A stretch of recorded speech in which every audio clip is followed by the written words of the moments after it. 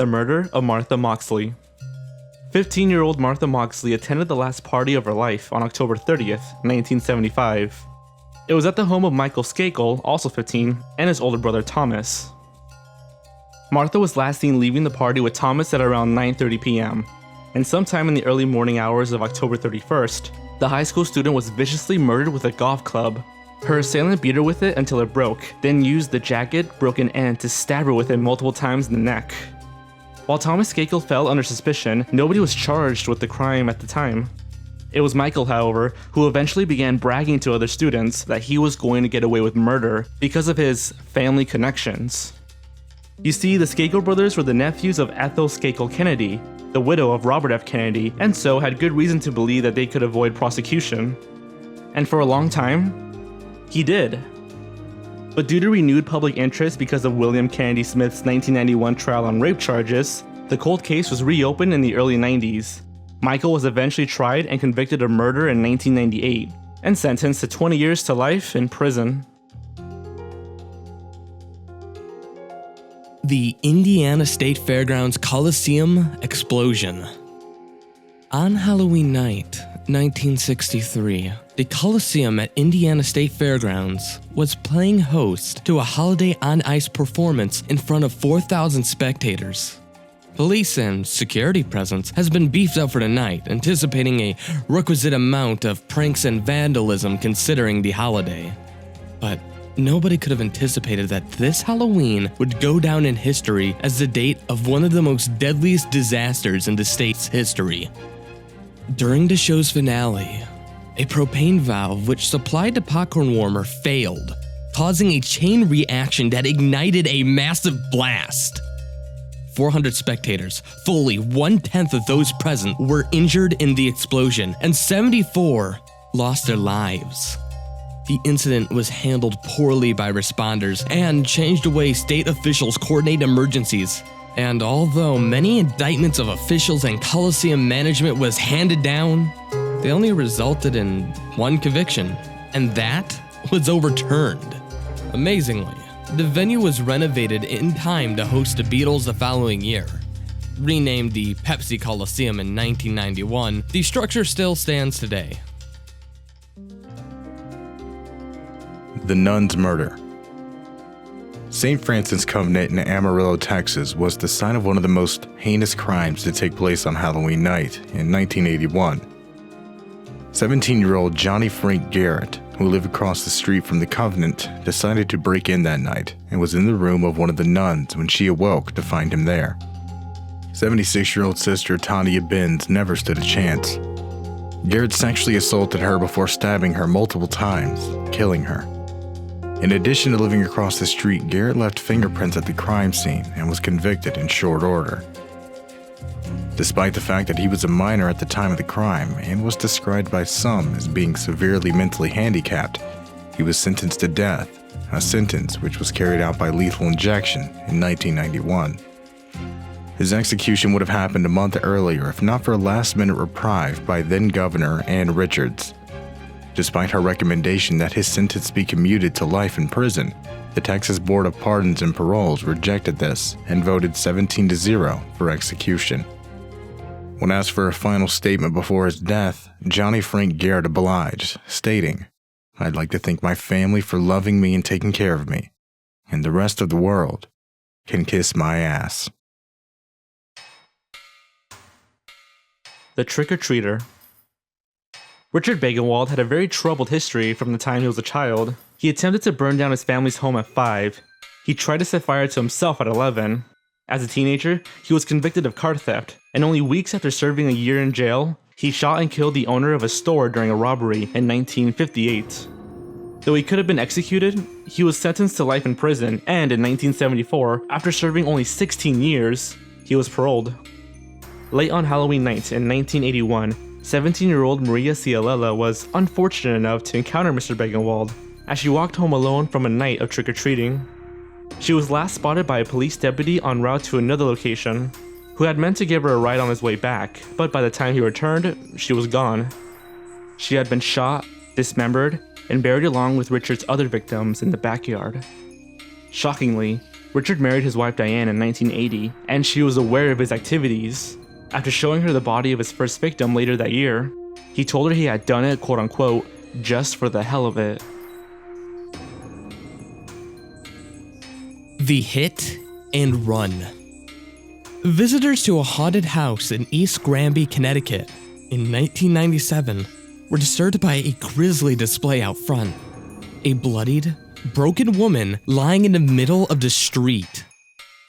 Convinced that it was a simply tasteless and rather dangerous stunt being pulled by one of the haunted house's employees, patrons walked right by the woman as she reached out towards them, unaware that she had been victim of a hit and run only an hour earlier, and that she was dying.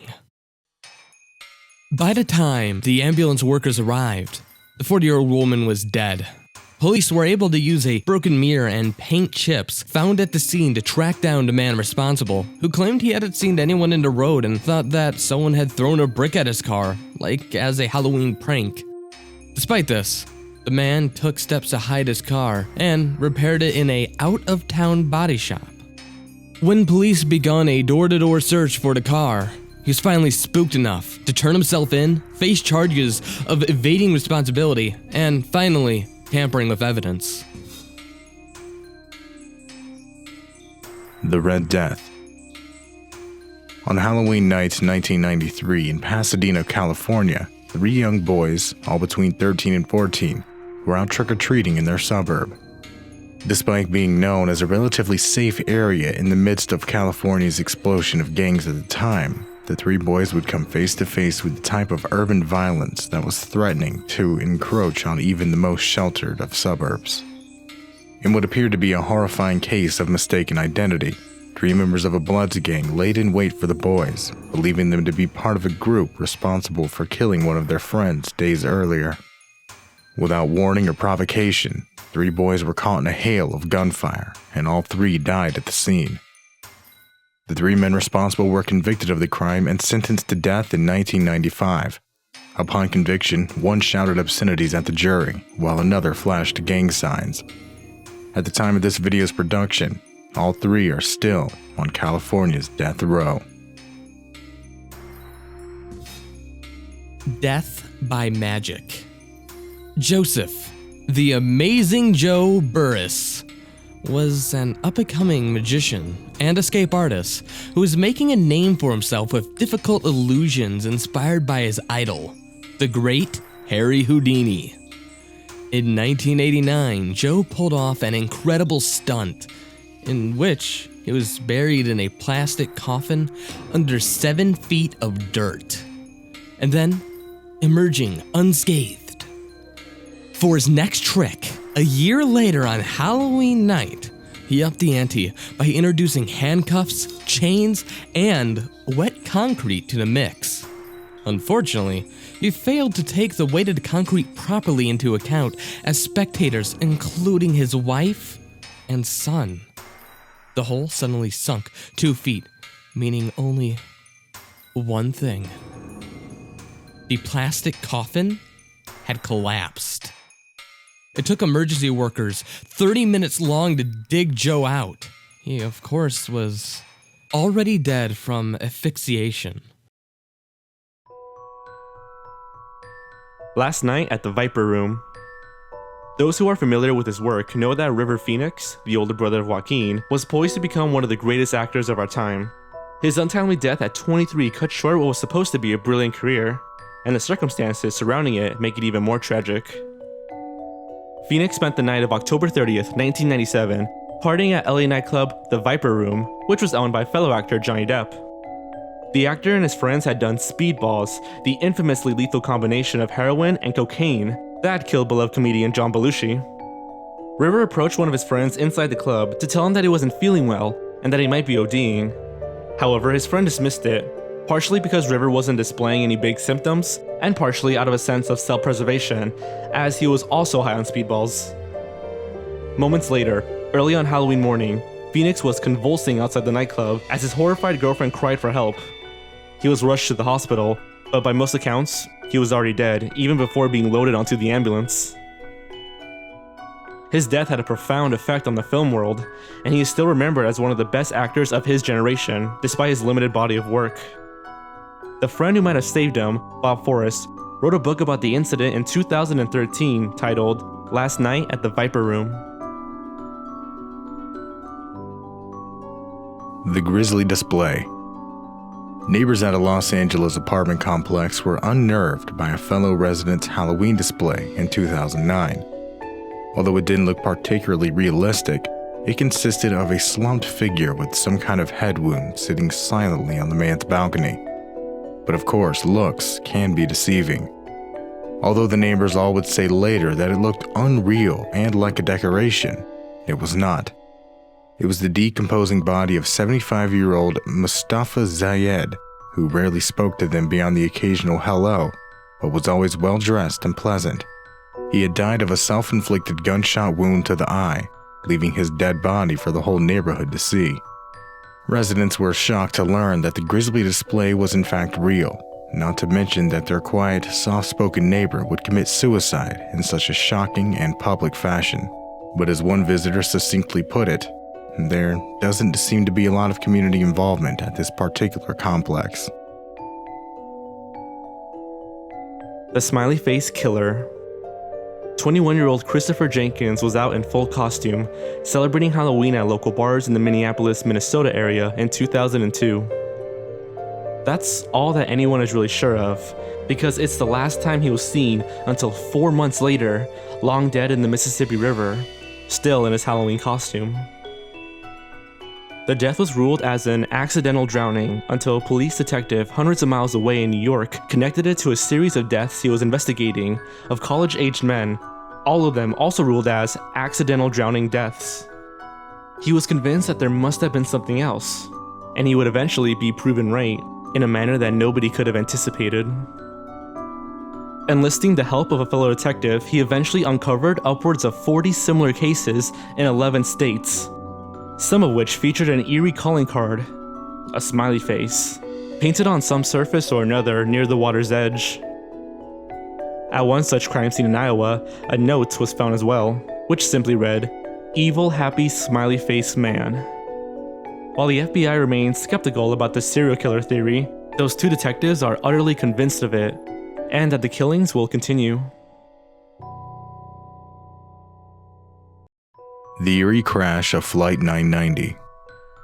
Few things are more terrifying than the thought of being on a plane as it is going down, knowing that there's nothing you can do to avert your fate.